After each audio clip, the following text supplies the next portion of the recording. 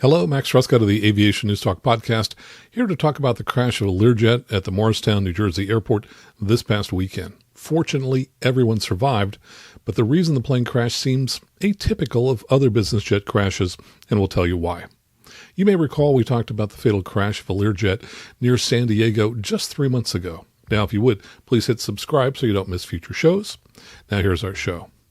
There are many interesting aspects to this crash, but the most salient fact is that the aircraft was extremely slow on short final, almost at stall speed.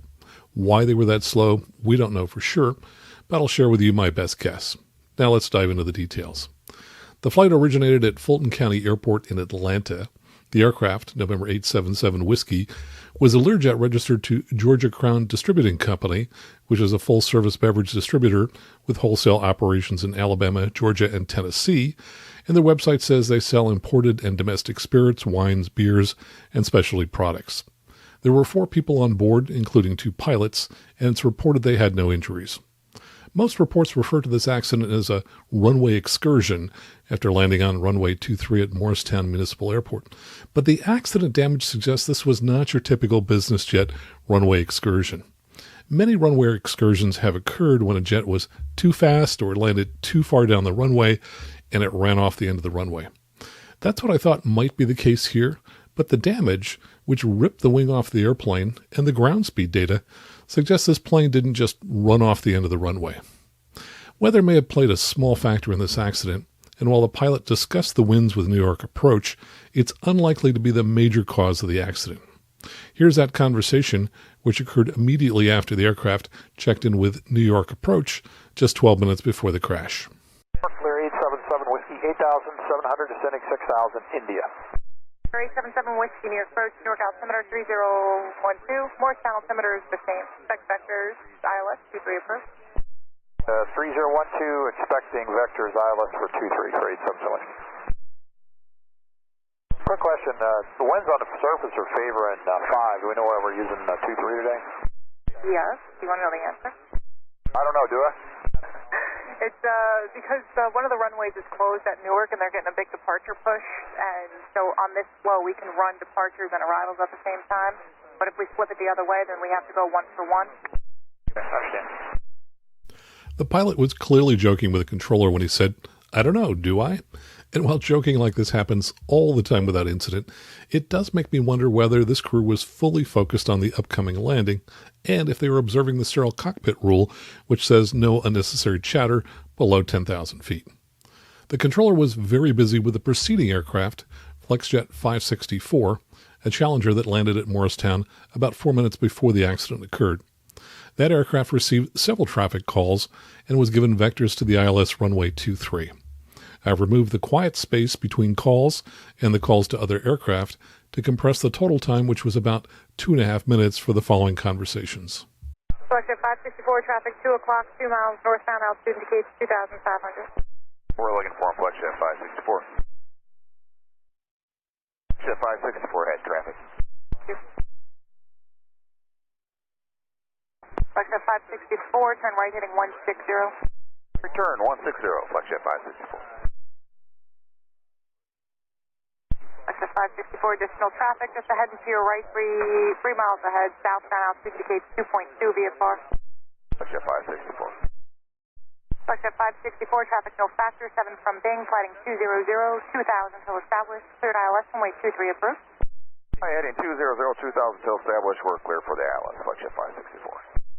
For 77 Whiskey, speed or discretion, descend and maintain 3,000. 3,000, speed our discretion, 877 Whiskey. Flexjet 564, additional traffic, 12 o'clock, mile and a half. Altitude indicates 1,700. Radar services terminated. Keep your code. Contact Morristown Tower 18-1 for more advisories. Okay, we'll do that, Flexjet 564. After that aircraft switched frequencies, they had this conversation with the Morristown Tower. Morristown Tower, Flexjet 564, ILS 23. Flexjet 564, Morristown Tower. You may see traffic just ahead to your right at 1,600 northeast, down, not on frequency. Yeah, we got him. Jet 564, wind 30012, gust 13, runway 23, clear to land. Okay, runway 23, clear land, Flexjet 564. Flexjet 564, latest pilot from Falcon reported gain of 10 knots, last 50 feet on approach approximately 30 minutes ago. Interestingly, that wind shear warning was not given 4 minutes later to the accident aircraft. Here's a conversation that New York Approach had with the accident aircraft over a 2-minute period. 77 Whiskey has Morristown in sight. 77 Whiskey, cleared visual approach, runway 23. Visual 23, 877 Whiskey. For 77 Whiskey, via car traffic, about your 1 o'clock and 5 miles northwestbound, altitude indicates 2.8. 877 Whiskey, we're looking.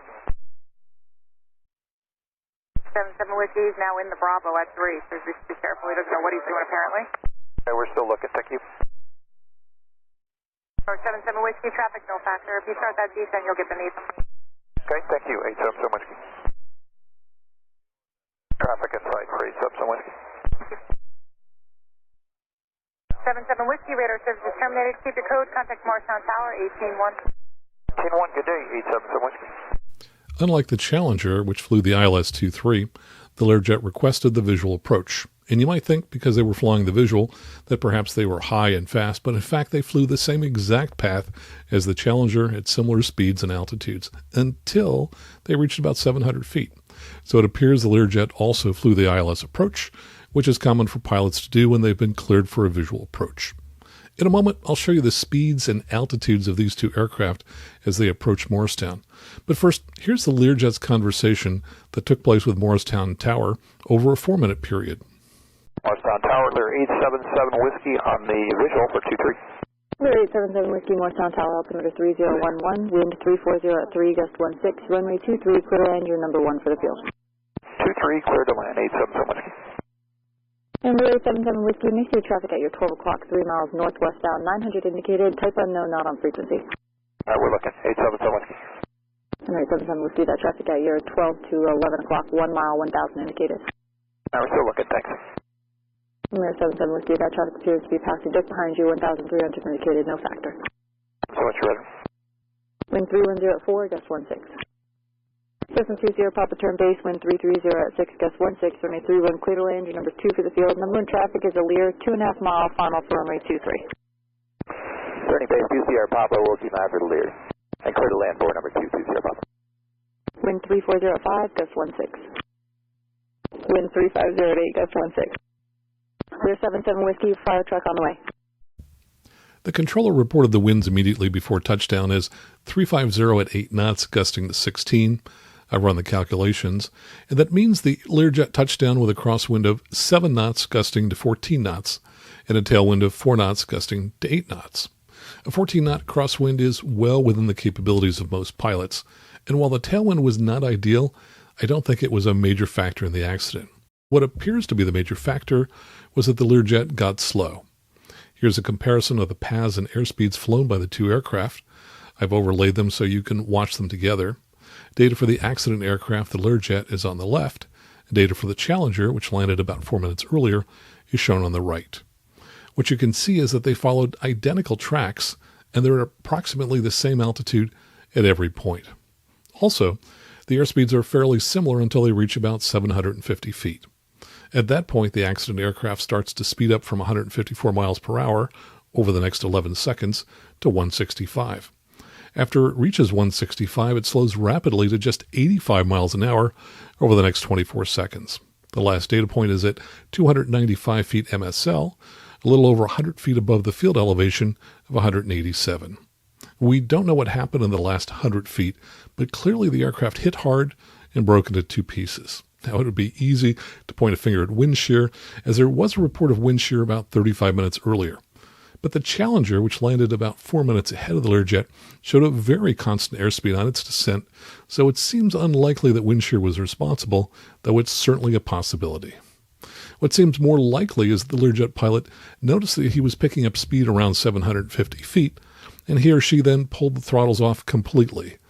Then, as the aircraft slowed, the pilot may not have brought the throttles back up quickly enough, and the aircraft got dangerously slow.